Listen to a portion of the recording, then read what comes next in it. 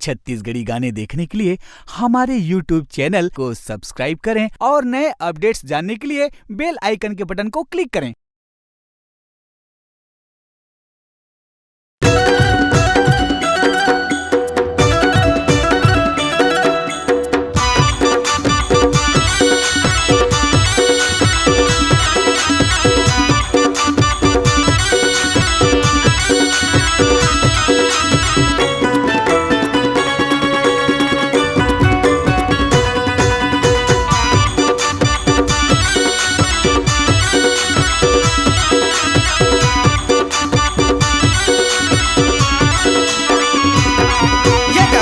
भंडारी बढ़िया है, हाजी नंदी सवारी बढ़िया है, ये गा त्रिशूलधारी बढ़िया है, हाजी चिलम धारी बढ़िया है।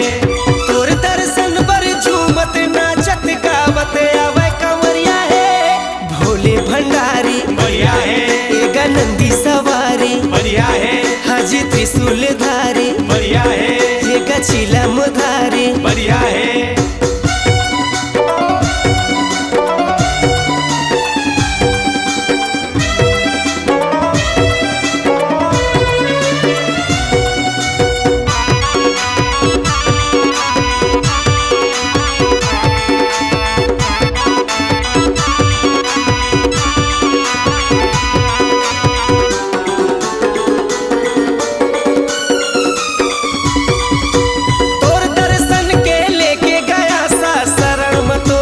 करबे निराशा सावन महीना जब जब आए, धरती मैया के प्यास बुझाए।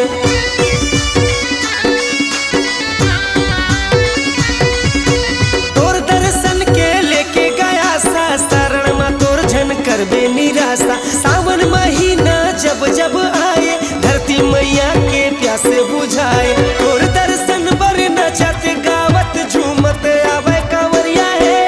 भोले भंडारी बढ़िया है, ये गा नंदी सवारी बढ़िया है, हाजी त्रिशूलधारी बढ़िया है, ये गा चिलम धारी बढ़िया है।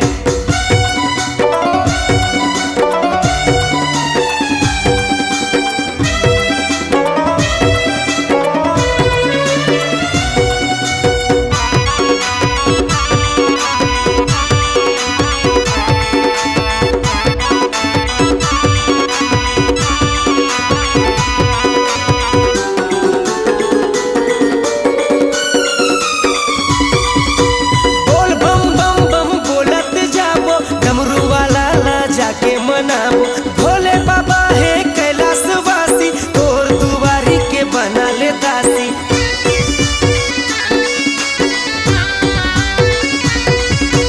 बोल बम बम बम बोलत जाबो, डमरू वाला ला जाके मनाबो। भोले बाबा है कैलाशवासी, तोर दुआरी के बना ले दासी। तोर दर्शन बर नाचत गावत झूमत आवे कंवरिया है। भोले भंडारी बढ़िया है, ये गा नंदी सवारी बढ़िया है, हाजी त्रिशूलधारी बढ़िया है, ये गा चिलम धारी बढ़िया है। तोर दर्शन बर नचत गावत झूमत आवे कंवरिया है। भोले भंडारी बढ़िया है, ये गा नंदी सवारी बढ़िया है, हाजी त्रिशूलधारी बढ़िया है, ये गा चिलम धारी बढ़िया है। हाँ हाँ भोले भंडारी बढ़िया है, ये गा नंदी सवारी बढ़िया है, हाजी चिलम धारी बढ़िया है, ये गा त्रिशूलधारी बढ़िया है। हाँ हाँ भोले भंडारी।